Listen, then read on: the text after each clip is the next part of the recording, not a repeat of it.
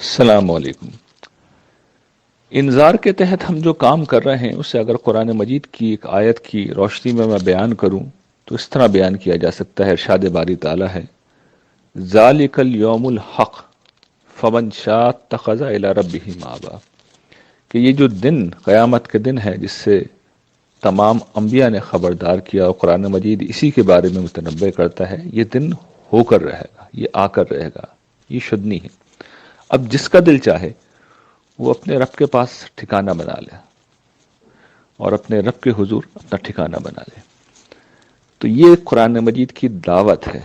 اور دعوت یہ ہے کہ یہ جو دنیا جس کو ہم حقیقی سمجھ کے جیتے ہیں، یہ اصل جینے کی جگہ نہیں ہے بلکہ یہ امتحان کی جگہ ہے، اور اصل جینا وہ ہے جو ہم اپنے پروردگار کے حضور جئیں گے۔ تو قرآن مجید اس زندگی کی طرف بلاتا ہے، اور وہ کہتا ہے کہ کسی شک میں نہ رہو، کسی دھوکے میں نہ رہو، وہ دن آ کر رہے گا۔ اور پھر قرآن مجید نہ صرف یہ کہ اس منزل کی نشاندہی کرتا ہے بلکہ اس تک پہنچنے کا راستہ بھی بتاتا ہے، اور یہ راستہ ایمان و اخلاق کی وہ دعوت ہے جو قرآن مجید میں جا بجا بکھری ہوئی ہے۔ لیکن بڑا المیہ ہے، اور یہ بہت بڑی شاید ٹریجڈی ہے کہ ایمان و اخلاق کی یہ دعوت جس پر آخرت کی نجات کلیتاً موقوف ہے، یعنی اس کے علاوہ کوئی چیز آخرت میں نجات دلانے والی نہیں ہے، اور انسانوں کی اس دنیا کی زندگی بھی، اس کی بھی جتنی خیر و فلاح ہے وہ بھی اسی دعوت کو اختیار کرنے پہ موقوف ہے۔ اس سے زیادہ بے وقت کوئی چیز انسانوں کی نظر میں کبھی نہیں رہی، اور خاص طور پہ جو ذہین باشعور لوگ ہوتے ہیں، آپ ان سے کبھی ایمان کی بات کریں، کبھی اخلاق کی بات کریں، وہ کہیں گے نہیں ہاں یہ اچھی چیز ہے، اچھی چیز ہے، ہم اس کی کوئی نفی نہیں کر رہے، لیکن اصل مسئلہ یہ ہے، لیکن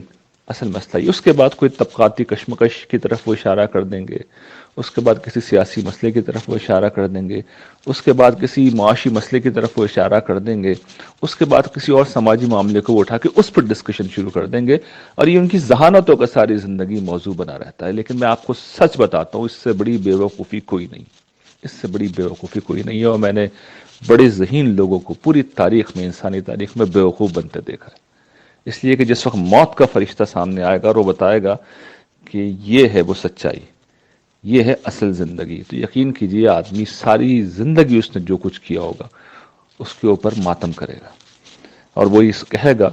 کہ جو کرنے کا کام تھا اس پہ تو میں نے فوکس ہی نہیں کیا، اس پر تو میں نے توجہ ہی نہیں کی،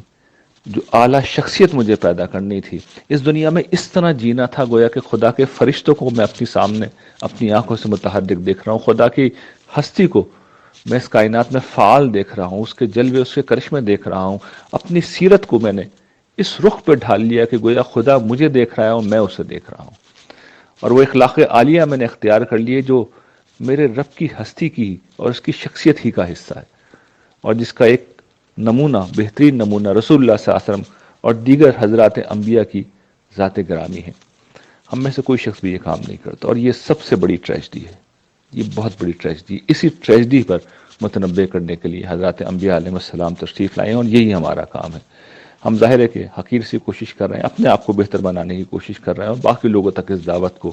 پہنچانے کی کوشش کر رہے ہیں، لیکن عرض کرنے کا مقصد یہ ہے کہ خدا را اس چیز کو سیریسلی لیجئے،